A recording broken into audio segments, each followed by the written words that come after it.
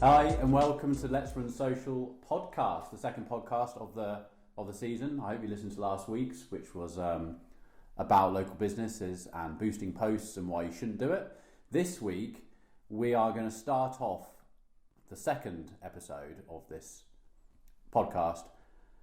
We're about Facebook advertising, but there's one massive thing that we want to discuss before we do anything to do with Facebook advertising, and that is what's going on with your website and your conversion and your funnel at your end, because this is really, really important, because it comes up all the time with our clients, is that we'll go through all the testing, doing everything we want to do, to then only realise that they have got bottlenecks in the whole thing. So this is probably going to lead into maybe another third and fourth episode where we're going to talk about lead generation, we're going to talk about ecom, but this is going to be a sort of 10-minute overview of what we mean by the funnel, the bottlenecks, and why it's going to stop you making the money you can make and stop the client from blaming the agency and pointing fingers when it's stuff that kind of goes out of our hands.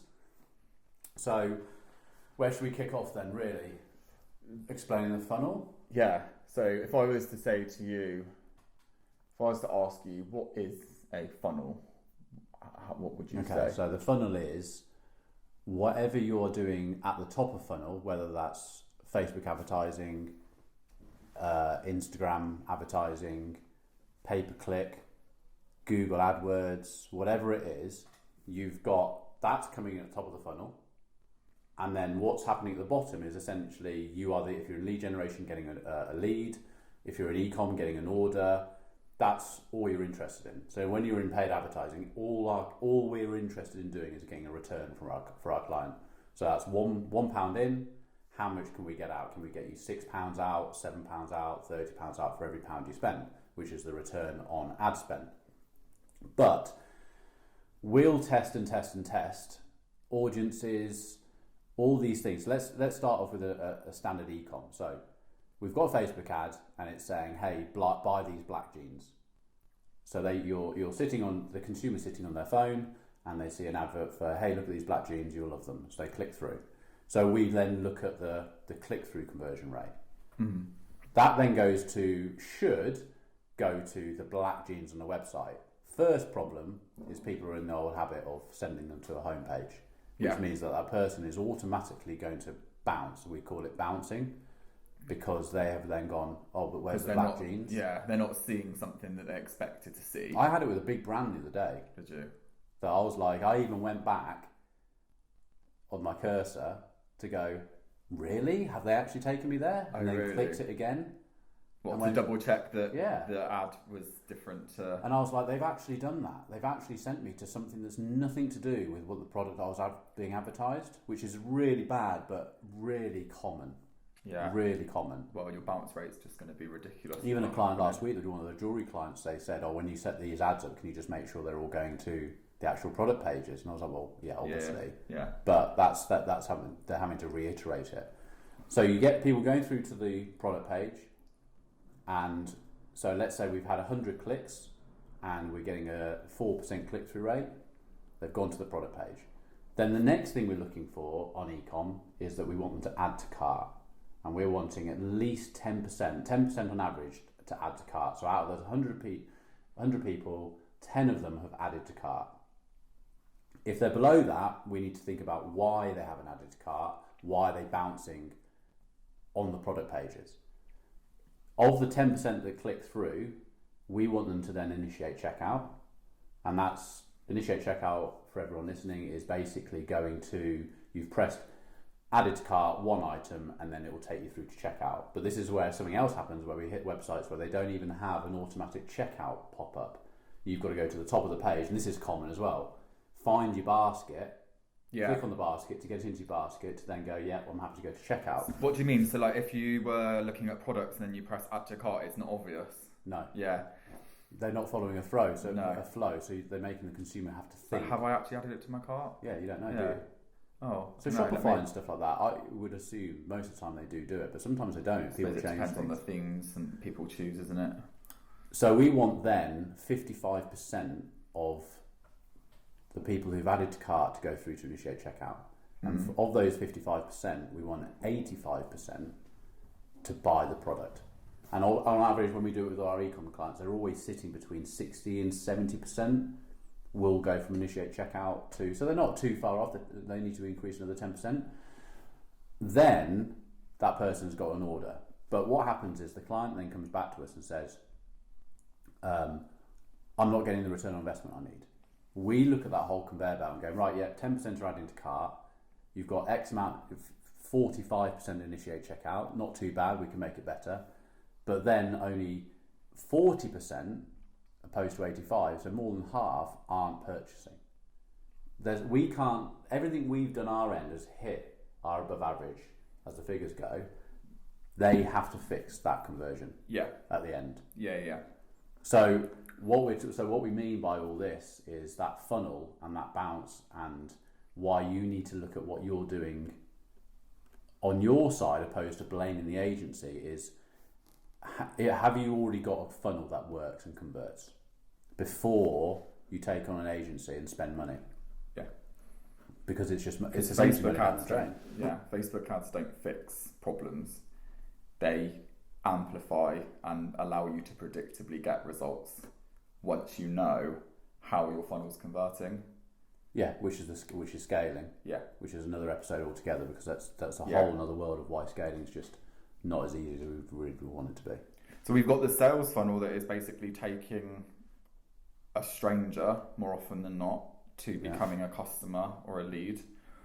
But then I think sometimes that's confused with like a marketing funnel, which is where you've got that customer journey from not, this person doesn't know that brand yet, to hopefully becoming a funnel. And then there's lots of stages throughout that, like the awareness, the consideration.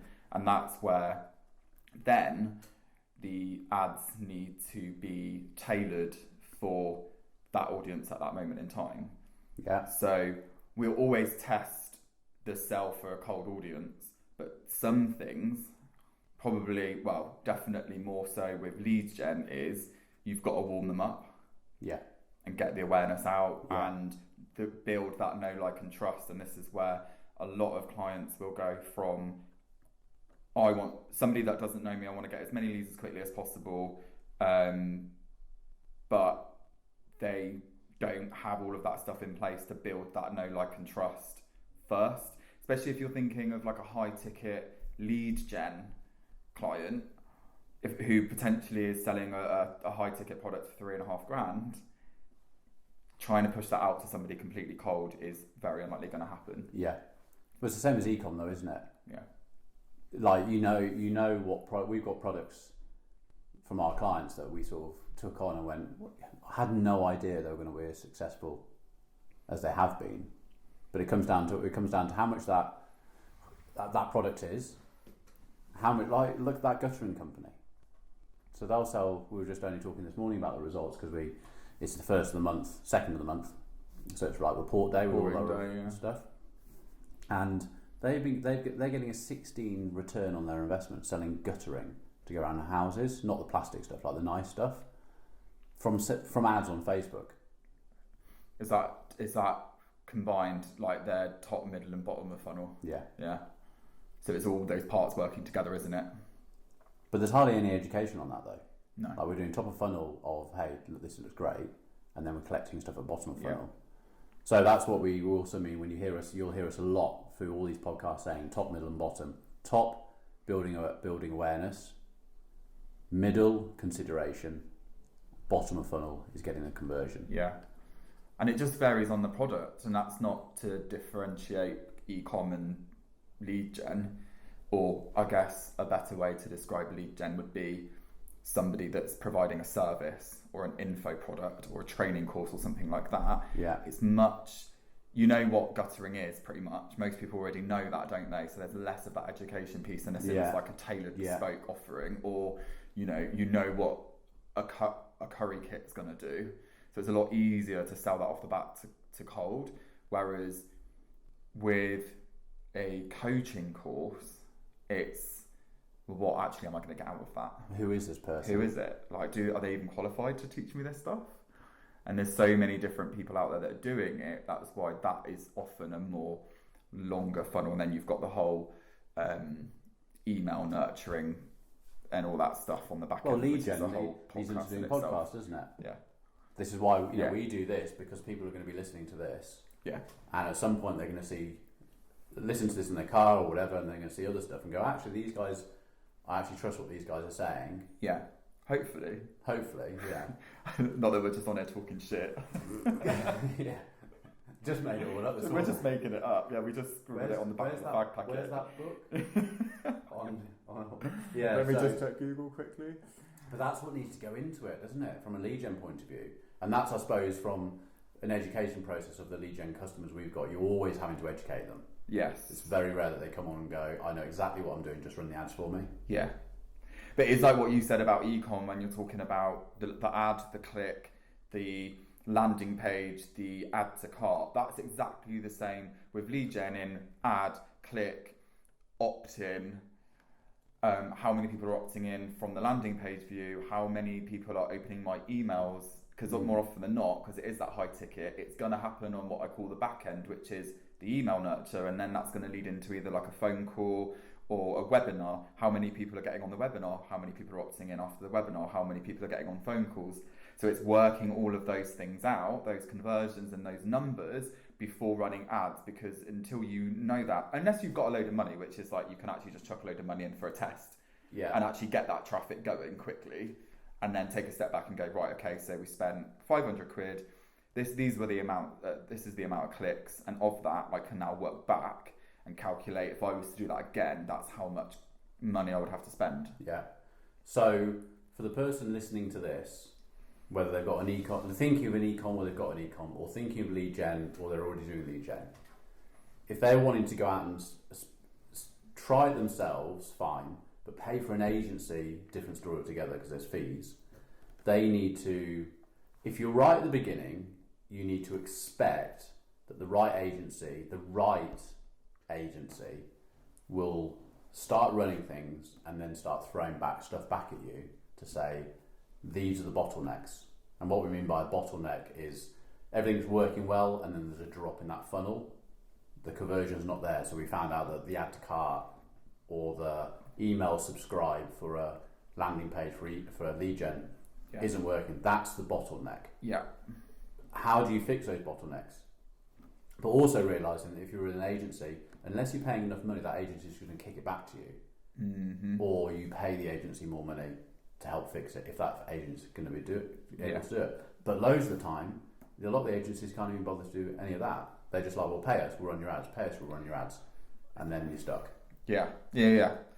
And, you know, it could be a tweak to a headline on a landing page. And that's another podcast, how to optimize a landing page. Well, they said that the stats say that the best landing pages is just title, button or form.